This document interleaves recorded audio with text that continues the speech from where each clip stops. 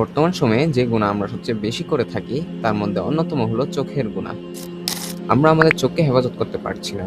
আর চোখের গুনাহ থেকে গুনাহটা শুধু আর চোখ পর্যন্ত সীমাবদ্ধ থাকছে না, সেখান থেকে মস্তিষ্ক এবং মস্তিষ্ক থেকে আমাদের অন্তর পর্যন্ত কলুষিত করে ফেলছে। আর গুনাহের ক্ষেত্রে আমাদের দৈনন্দিন ব্যবহৃত ফোন, ডেস্কটপ বা ল্যাপটপ এই ডিভাইসগুলোই বেশি চোখের গুনাহের জন্য দায়ী। আমরা এমন যুগে বসবাস করছি, এই ডিভাইসগুলো একেবারে ব্যবহার না করে থাকতে পারাটাও আমাদের জন্য অত্যন্ত কঠিন, যেহেতু সবকিছুই প্রায় অনলাইন ভিত্তিক হয়ে গেছে। তো এমত অবস্থায় আমাদের এই গুনাহ থেকে বাঁচার সলিউশন খোঁজা উচিত। তো কিভাবে আমাদের চোখকে আমরা অনলাইনে হেফাজত করতে পারি, আজকে আমরা তাই শিখব। তবে উল্লেখ্য, এই পদ্ধতিটি শুধু ডেস্কটপ বা ল্যাপটপ ইউজার আছে তাদের জন্য কাজে লাগবে। মোবাইলের ক্ষেত্রে আমি এখনো ভালো কোনো সলিউশন পাইনি। যখনই পাবো শেয়ার করবো ইনশাআল্লাহ। আচ্ছা চলুন এবার শিখে নিই। তো ডেস্কটপ বা ল্যাপটপে আমরা যখন কোনো অনলাইন ভিত্তিক কাজ করতে চাই, আমরা সেই ক্ষেত্রে বিভিন্ন রকম ব্রাউজার ইউজ করে থাকি, যেমন Chrome, Edge, Safari, Firefox, Brave, এরকম আরো অসংখ্য ব্রাউজার রয়েছে। যেহেতু আমি ক্রোম ইউজ করি তাই আমি ক্রোম দিয়েই দেখাচ্ছি, তবে আপনারা যে ব্রাউজার ইউজ করেন না কেন সবগুলোতে আশা করি কাজ করবে পদ্ধতিটা।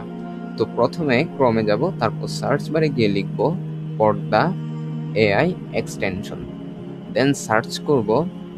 আচ্ছা, সার্চ করার পর এই যে দেখুন পর্দা এআই ব্লার হারাম objects in images and videos, এই যে এই সাইটটাতে আমরা প্রবেশ করব।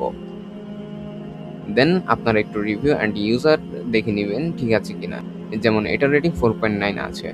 আচ্ছা, তারপর অ্যাড টু ক্রমে ক্লিক করব, এরপর অ্যাড এক্সটেনশনে। দেন এরকম একটা ফর্ম শো করতে পারে। এই ফর্মের কোনো ম্যান্ডেটরি কাজ নেই, আমি কেটে দিচ্ছি। আচ্ছা, এবার আসুন মূল কাজ, এক্সটেনশন সেট আপ করা। তো প্রথমে আপনাদের ব্রাউজারে স্ক্রিনের একদম ডানে এরকম একটা পাজল পিসের মতো আইকন দেখবেন, ওটাতে ক্লিক করবেন। তারপর এক্সটেনশনটা প্রথমে পিন করে নেবেন যেন হাইড না হয়ে থাকে, যেমন এই যে এই এক্সটেনশনটা বর্তমানে বাইরে চলে এসেছে। তারপর এক্সটেনশনটা ক্লিক করবেন। তো প্রথমে এক্সটেনশনে ক্লিক করলাম, এই যে এটা অন হয়েছে। তো প্রথমে আমরা ইন্টারফেসটার সাথে একটু পরিচিত হই। তো এখানে প্রথম সুইচটি হচ্ছে মেইন, এটির মাধ্যমে মূল এক্সটেনশনটা ইনেবল বা ডিসেবল করা যায়। তবে এইখানে একটি বিষয় মনে রাখবেন, এক্সটেনশন যখনই অন বা অফ করবেন তখনই একবার ব্রাউজারটি রিফ্রেশ করে নেবেন, অন্যথায় এক্সটেনশনটি ঠিকভাবে কাজ করবে না। যেমন এখন ইনেবল করা আছে, এই দেখুন ইমেজ ব্লার হয়ে আছে। আমি এক্সটেনশনটা ডিসেবল করি, দেখুন ডিসেবল করেছি, স্টিল ইমেজটা ব্লার। এখন যদি আমি রিফ্রেশ দিই তাহলেই কাজ করবে। এখন দেখুন, এখন আর ইমেজটা ব্লার নয়।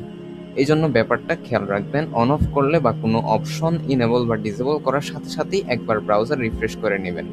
আচ্ছা, এরপরের অপশনটি হচ্ছে নির্দিষ্ট কোনো ওয়েবসাইটের জন্য এক্সটেনশনটা ইনেবল বা ডিসেবল করা। উদাহরণস্বরূপ আমি আমার ওয়েবসাইটটাই দেখাই। দেখুন ওয়েবসাইটের অল ইমেজ ব্লার হয়ে আছে। এখন আমি যদি অনলি আমার ওয়েবসাইটের জন্য ডিসেবল করি অ্যান্ড রিফ্রেশ দেই, দেখুন এখন কিন্তু অল ইমেজ দেখা যাচ্ছে। আবার অ্যাট দ্য সেম টাইম আমি যদি এখন ইউটিউবে যাই, এখানে কিন্তু ঠিকই ব্লার হয়ে আছে।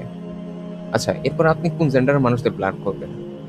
এই ক্ষেত্রে আপনি যদি পুরুষ হয়ে থাকেন সেক্ষেত্রে আপনার ফিমেল ব্লার করা উচিত। তো ফিমেল সিলেক্ট করবেন, আর আপনি নিজেই ফিমেল হলে আপনি বিপরীত জেন্ডার ব্লার করবেন, দ্যাটস ইট। এরপর কি কি ব্লার করবেন তা সিলেক্ট করবেন।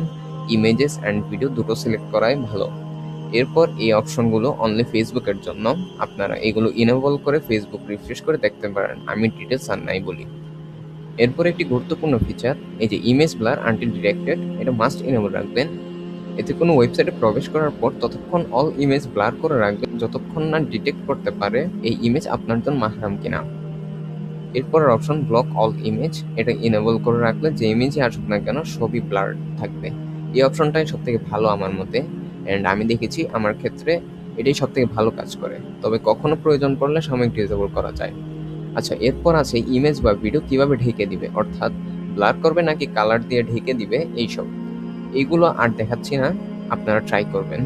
আচ্ছা, এরপর একটা ইম্পর্টেন্ট, ইমেজ বা ভিডিও যে ব্লার করে দিবে তার পার্সেন্টেজ কত রাখতে চান, এই দুটোই হাই রাখা ভালো। এই তো ছিল অল ফিচার্স এই এক্সটেনশনটির। তবে কিছু ক্ষেত্রে স্টিল ডিটেক্ট করতে প্রবলেম করে, কিন্তু আমি 60-70% মতো কাজ করে দেখেছি।